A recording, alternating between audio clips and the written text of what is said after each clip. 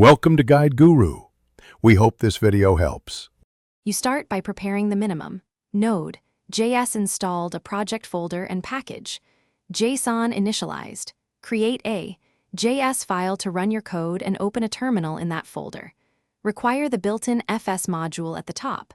Const fs equals require fs. Once done, prepare a JavaScript object representing the data you want to save. Make sure to use plain objects or arrays. Functions and circular references will fail when serializing to JSON. Next, convert the data to a JSON. Now you convert and persist the data. Use JSON. Stringify your object null2 to produce readable JSON, then call fs. Write file data. JSON string UTF-8 callback to write asynchronously or fs. Write file sync data. JSON string UTF-8 in simple scripts. Once done, check the callback for an error argument and log success on completion.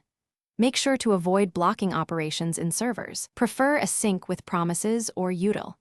Permissify to keep your app responsive and to handle errors cleanly. Finish by validating the saved file. Read it back with fs. Read file data. JSON UTF-8 callback and parse with JSON. Parse inside, try /catch to ensure valid JSON. Once done, confirm the file path is correct relative to your script and that your process has right permissions. If something goes wrong, check the error message for exias or inote.